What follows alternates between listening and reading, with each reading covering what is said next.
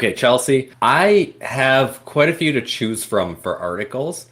So Did you put them into categories? I did not. I'm just going to read headlines and you get to pick what we're going to do, I'm okay? not gonna lie, I'm a little disappointed. Yeah, that's fair enough. And just so we are on the same page on this too, avian flu might be a big deal. It has officially jumped the species barrier, not just mammal to mammal, but from cow to human in Texas. Oh, I saw that. Yeah, and that's It why didn't I'm make not it on covering my that in the list. headlines. No, because I think it's too big at this point. Okay, fair enough. But thank But you for bringing it to our attention. so I have one on a few on climate change. $500,000 sand dune designed to protect coastal homes washes away in just 3 days. Uh-huh. Where is that one? And I am not hitting this fast like I was anticipating. Scientists warn Australia to prepare for mega drought lasting more than 20 years. Wow. I have a few on plastics. There's an explosion of plastic waste. Big companies say we've got this. And U.S. court blocks EPA order to eliminate PFAS in plastic containers. What? And lastly, one that has to do with just nutrition. Vegetables are losing their nutrients. Can the decline be reversed? Let's do the Dune one.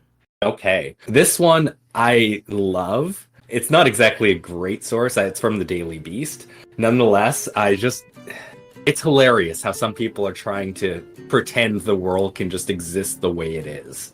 Uh-huh. So, this comes from the Daily Beast, posted on March 11th, 2024, written by Dan Ladden Hall. Again, title, $500,000 sand dune designed to protect coastal homes washes away in just 3 days. This is the rich that are up to like all sorts of things. Yeah. Trying to protect themselves.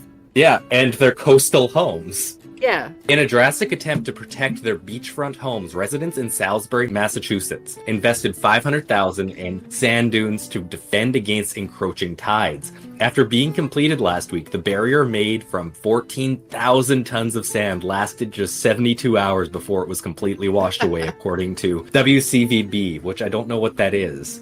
And I don't know. It's just listed there without mentioning what it is in the first paragraph of an article. Quote here, we got hit with 3 storms, 2 in January, 1 now at the highest astronomical tides possible. End quote. Rick Rigoli, who oversaw the Dune project, told the station. Ron Gamet, whose tennis court was destroyed in previous storms along the beach, added that he now doesn't know how much his property is worth or if he will stay in the area. What? He calls the situation on Salisbury Beach catastrophic. And a quote from him, I don't know what the solution is. End quote. The Dune was adding that much value to his home. Well, I think it was stopping the value of the home from going down. Okay. Because I can show you the pictures of what I mean, for something that washed away in 3 days, it sure dropped in value quickly. Yeah. But this is what beachfront property looks like now for these guys. Okay. Like, it's literally at high tide, the water's going into their homes, it looks like. Yeah, I mean, that's not good for them, but I mean, the Dune couldn't have added much. Where do you put the Dune? Well, yeah, and that's the hilarious thing. And, like, sand moves, like, incredibly easy. I'm going to finish this article off and we can discuss it a little more because there's really not that much left. Okay. Beachfront homes in the area started being damaged by strong winds and high tides after a winter storm in December 2022, removed previous protective dunes, according to WBTS-CD. Again, don't know what that is. It looks like NBC Boston. But I think this is just... Ocean levels have been rising. I think we covered, in our first year, we had a news article, did we not? That NASA was talking about how the moon goes through phases of high tides and low tides, and I think we're coming up on the higher tides now again. It could be. I remember that because I didn't know it before, and I actually forgot about it until right now. Yeah. We did talk, I don't know what year, but... Yeah, so that's way back in the day, I'm pretty sure. Yeah, I gotta say, just looking at that, I probably wouldn't buy that house even if I could afford it. No. And who builds a tennis court, like, right on the beach? Rich. Because he said, like, the tide destroyed his tennis court, which in my mind implies it's, like, the closest part to the beach. Okay, and I have to ask, they don't address it in the article. Do we think that this was somehow the orcas doing? You know, I don't know. Are there East Coast orcas? I don't actually know. I was surprised when I heard there were Spanish Iberian orcas. Yeah, I mean, it's just a short jaunt across the ocean to the other side.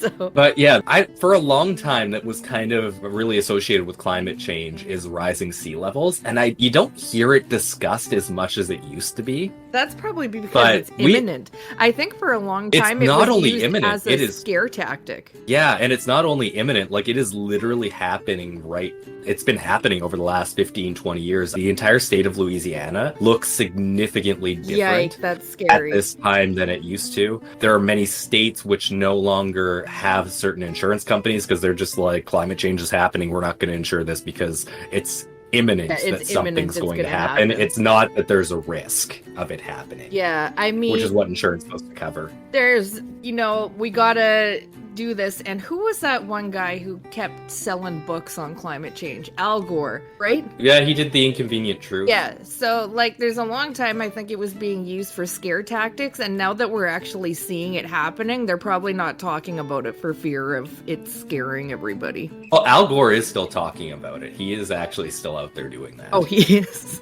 Yeah. I thought he died. He's just much older now. Like, he's in his 70s. Okay. But yeah, I mean, that's just me saying that, so that doesn't mean Yeah. one well, way or the other. And this is just some fairly rich people. Brainstorming, trying how to they be can like, oh. get out of their house. Yeah.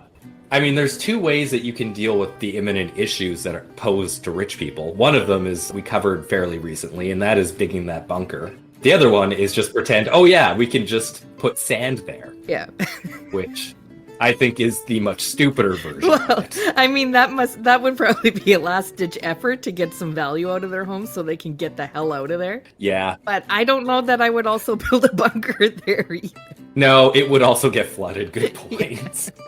Basically, they're looking at properties that are going to be absolutely worthless. Yeah, and that I remember there being jokes just kind of from conservatives like 15 years ago about, oh, if you're worried about climate change, you can just move. Well, these people can't move anymore. Well, they can move. I'm sure they could do it, but nobody's going to buy their homes anymore. Yeah, you would just be abandoning them. Yeah. Well, but thankfully, yeah.